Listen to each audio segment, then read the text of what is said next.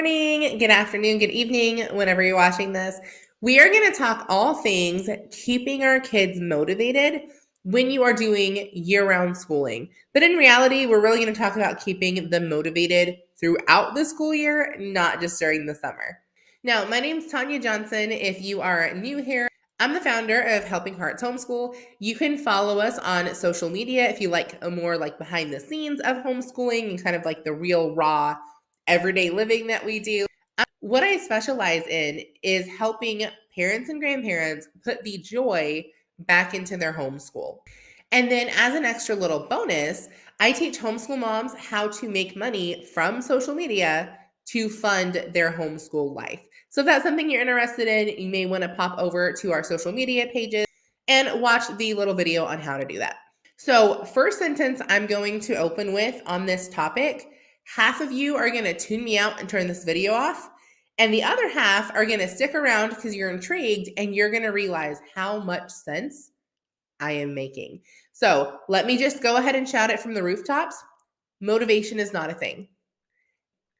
Discipline is what you really want. Now, the reason I titled this Keeping Our Kids Motivated is because that's the question I most often get. Tanya, how do I motivate my child? She does not want to do school ever, fill in the blank, whenever it is. And so that's why I titled it Motivation, because that is the pain point that you're looking for. What you don't realize is motivation is an emotion.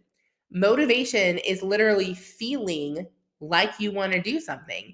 And it's usually brought on by an outside circumstance. So when we're giving our kids a pass because they're not quote unquote motivated, we're literally telling them they don't have to do things if they don't feel like it, as well as reinforcing the fact that they need to sit and play the victim until an outside source comes and pushes them to do something. We don't want to raise kids that only get the work done when the emotion fits it. We don't want to raise kids that rely on outside sources to get them off of their butt and doing what they need to do.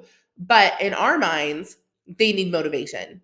In reality, they need discipline. And so we're going to talk about 4 very, very easy ways that you can help your child cultivate that discipline needed to not have quote unquote lack of motivation. Now, having said that, you also want to keep grace in the forefront of your homeschool when it comes to the discipline, the motivation, the character, et cetera, because we all have bad days.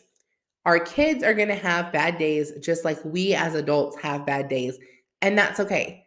It is okay not to be 100% productive every single day. We never want to shame our kids or stress them out or belittle them in any way when they're having those off days. So these 4 steps are going to help you cultivate that character and discipline in easy, small, bite-sized pieces. So number 1 is just having structure in your home.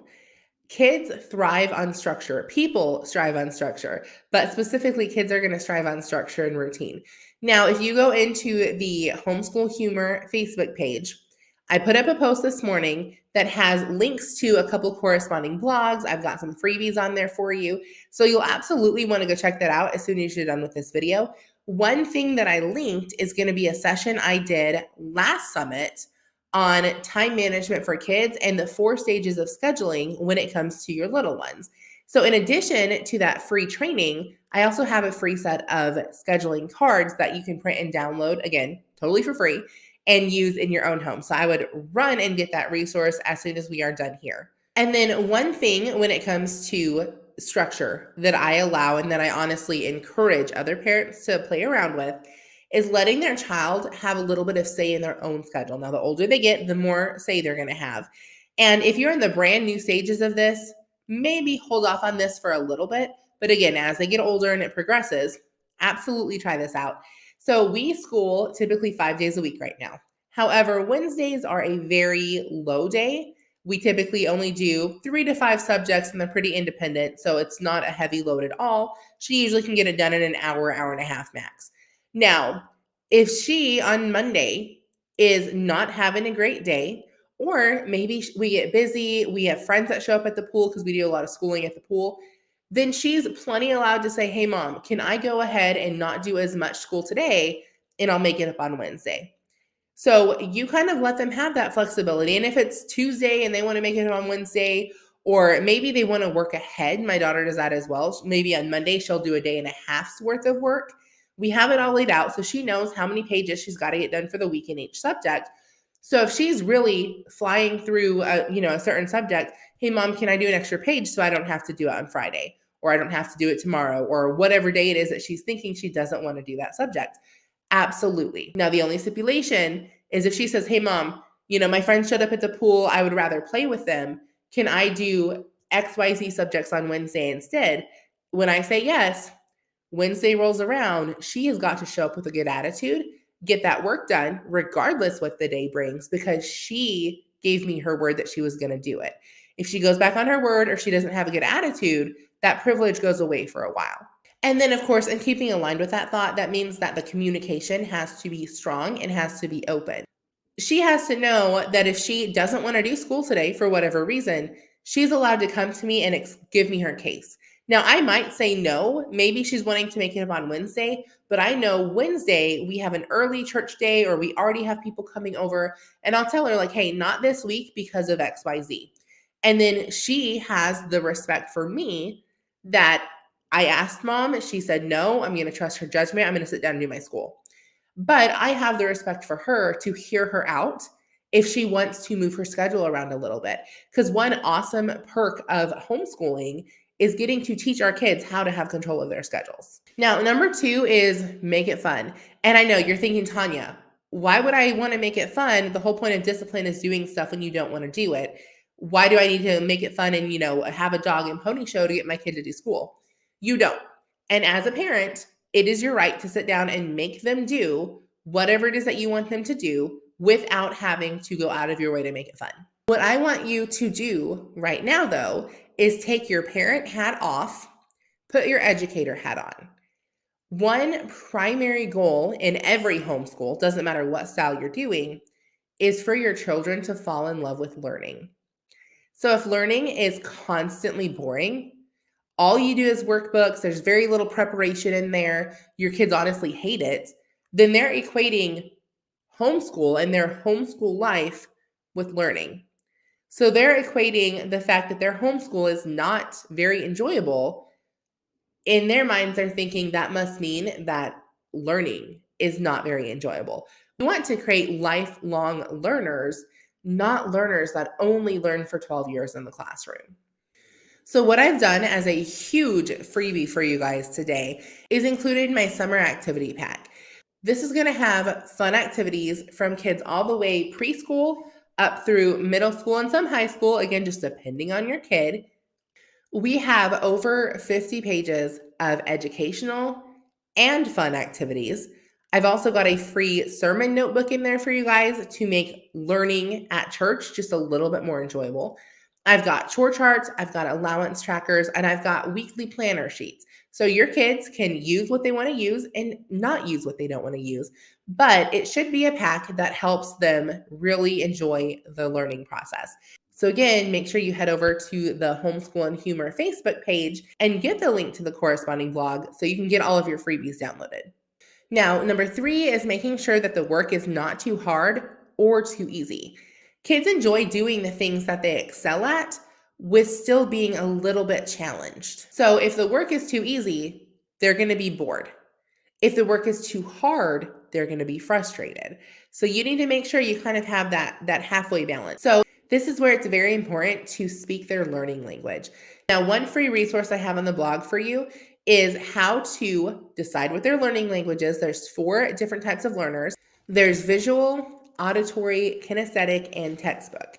And in the free resource, I explain what each one is, how to pair that with a good teaching style that fits your personality and your family, and then how to combine it into whatever curriculum choices you want to use.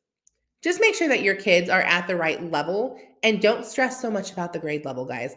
My daughter is in 2nd grade in some subjects, 3rd grade in some subjects, and there's a couple that she's about to go to 4th grade in.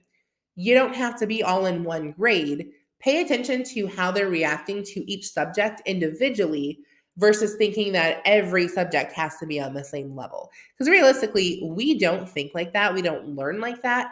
typically we have strengths and weaknesses. Our kids are the same way. They're not going to be as strong in reading as they are in every other subject. Or maybe they are not going to be as strong in math as they are in every other subject. Or maybe it's going to be half and half, and you're really strong in reading and history, but science and math are a little bit of a struggle. So, another really awesome perk of homeschooling is getting to work at their own pace. And number 4 is scheduling in breaks and mental health days. And I'll tell you, this is probably the biggest one in keeping with, again, that motivation, but kind of not nearing burnout, because it's really hard to stay disciplined when you are in burnout mode. Do school year round. Schooling year round does not mean we sit at a desk for 8 hours a day, 365 days a week.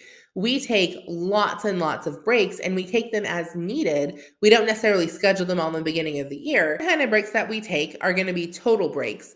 So we call them mental health days. We literally do no school related anything. We'll usually binge watch some TV, maybe clean a little extra on the house, just snuggle. We just need a day off to enjoy each other's company and not really have to be productive at all. Another break we take, I call them unschooling breaks. We focus on life skills. Maybe we'll do a grocery shopping trip that day where she's kind of in charge of most of the shopping. We'll do some extra cooking. Like, really, we just focus on life skills. We do game schooling days. So if you didn't catch the game schooling session for the year-round homeschooling, you want to make sure and watch that. I go through exactly what game schooling is, how to incorporate it in whatever schedule you've picked. Now, I don't know if this video is going to be first or game schooling is going to be first, but again, the game schooling section is under the year-round homeschooling. So it might be a good time to upgrade to that VIP pass as well if you missed that session and you want to catch it. And then the last way is through themed days. So themed days are something I talk about a lot, and you can go on the blog and see some pictures of some of our themed days. We do St. Patrick's Day, we do Easter Day, we do Christmas Day, we do Thanksgiving. We basically just have theme days throughout the year where everything that day is centered around that theme. So St. Patrick's, for example, we eat all the green foods. We do a lot of St. Patrick's style homeschooling. We learn a lot about the Irish culture. We'll typically make an Irish meal, and we just have a lot of fun with that theme, also having all of the educational aspects touched. For lack of a better term, these are the 4 ways that I keep my daughter motivated. But again, in reality, I'm teaching her discipline and character. I don't really want to elicit that feeling of motivation. I want to make sure I'm instilling a love for learning. And I'm really giving her the authority to do the work, even though sometimes she may not really want to do it, but to do it because she knows it's right, and to take pride in the fact that she knows that she put 100% effort into that work. Again, doesn't happen all the time. She's 8. We're still learning. It's a learning process. Give yourself grace, give your child grace. But these 4 points should lessen the days of quote unquote unmotivation. Just a reminder, make sure you are getting on that corresponding blog, grab all the freebies that I have for you, all the extra resources. And if you like this type of content, go ahead and subscribe to the Helping Hearts Homeschool TV over on YouTube, and I'll see you in the next video.